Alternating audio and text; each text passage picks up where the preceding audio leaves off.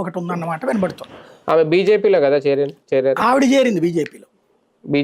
ఆవిడ MLC seat మరి బీజేపీలో చేరినప్పుడు ఉంచుకోవచ్చు కదా, ఎందుకు ఉంచుకోవట్లేదు? ఇతను తెలుగుదేశంలో చేరిపోయినప్పుడు ఉంచుకోవచ్చు కదా, ఎందుకు ఉంచుకోవట్లేదు? సంథింగ్ ఏదో బార్గెన్ నడిచింది ఆల్రెడీ. జయమంగళ వెంకటరమణ ఇప్పుడు వదిలేసుకుంటే ఎమ్మెల్సీ నెక్స్ట్ ఎమ్మెల్యే ఇస్తానని చెప్పుంటారు అనుకుంటున్నాను నేను, కైకులూరు నా ఎక్స్పెక్టేషన్ అంతే అది. అలాగే ఈ అమ్మాయిది వచ్చేటప్పటికి ఎవరికో వేరే వాళ్ళకి దఖలు చేసుకుని ఈ రెండింటి అంశాల్లో ఏదో ఒకటి కన్ఫర్మ్ అయ్యి ఉంటుంది. బెదిరైతే కాదు ఆమె. ఈ తర్వాత గవర్నర్ కోటాలో వచ్చినటువంటి వాళ్ళకి ఆ ఇంపార్టెన్స్ అదే ఇప్పుడు నేను చెప్పినటువంటి రూట్లో నడుస్తుంది.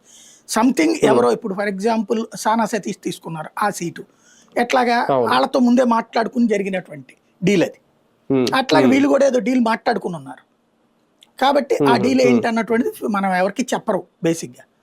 ఈ 5 అయితే కన్ఫర్మ్. ఈ అమ్మాయికి సరైన ఆఫర్ ఇచ్చినట్లేరు జకీనా ఖానంకి, అందుకని వెళ్ళిపోతున్నారు, వెనక్కి వెళ్తున్నట్టుంది.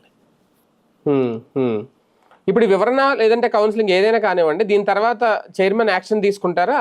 ఆమోదించే అవకాశం ఎంతవరకు ఉంటుంది? లేదంటే ఆయన విచక్షణాధికారానికి వదిలేస్తారా? మేబీ నేను అనుకోవడం జయమంగళ వెంకటరమణది క్లియర్ చేసేస్తాను అనుకుంటే ఈ నెలలోపు.